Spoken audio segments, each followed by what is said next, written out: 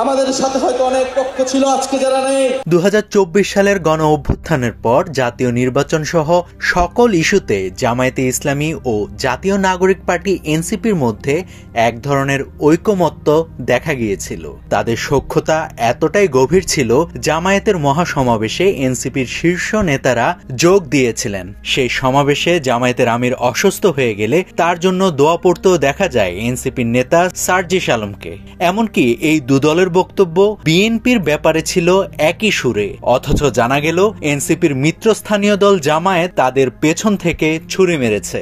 এনসিপির শাপলা প্রতীক না পাওয়ার পেছনেও বাধা হয়ে দাঁড়িয়েছিল জামায়াত। এই ধরনের নানান ব্যাপার নিয়ে এই দুদলের মাঝে তৈরি হয়েছে দূরত্ব, যার বিস্তারিত জানাবো এই প্রতিবেদনে।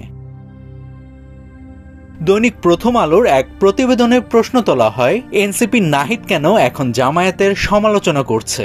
অনেকেই বলছে জুলাই জাতীয় সনদে স্বাক্ষর না করার বিষয়টিকে কেন্দ্র করে জামায়াত ও এনসিপির মধ্যে দূরত্ব তৈরি হয়েছে। এনসিপির অবস্থান ছিল আইনি ভিত্তি নিশ্চিত না হওয়ার আগে জুলাই সনদে স্বাক্ষর করবে না তারা। বিষয়টি নিয়ে জামায়াত সহ বিভিন্ন দলের নেতাদের সঙ্গে এর আগে অনানুষ্ঠানিক আলোচনাও সেরেছিল তারা। এনসিপির চাওয়া ছিল জামায়াত সনদ স্বাক্ষর অনুষ্ঠানে যাবে না।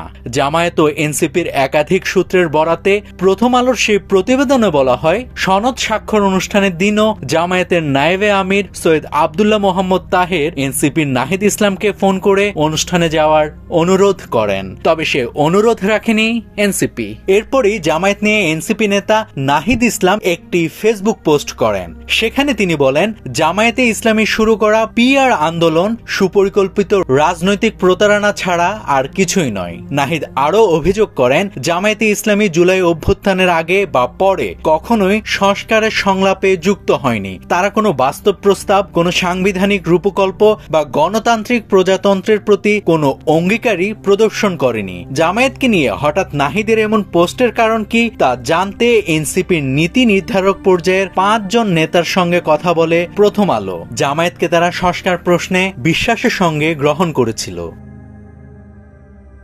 এনসিপির নেতারা আরও বিশ্বাস করছে, জামায়াতের দিক থেকে এনসিপি তৃণমূল পর্যায়ে অনুপ্রবেশ করে অন্তর্ঘাত ঘটানোর অর্থাৎ নিজেদের ক্ষতি নিজেরাই করার একটি চেষ্টা চলছে বলে মনে করেন তারা। তারা বলেন, জুলাই সনদে স্বাক্ষর করা সহ জামায়াতের সাম্প্রতিক বিভিন্ন কার্যক্রমে এনসিপির মধ্যে বিশ্বাস ভঙ্গের বোধ তৈরি হয়েছে।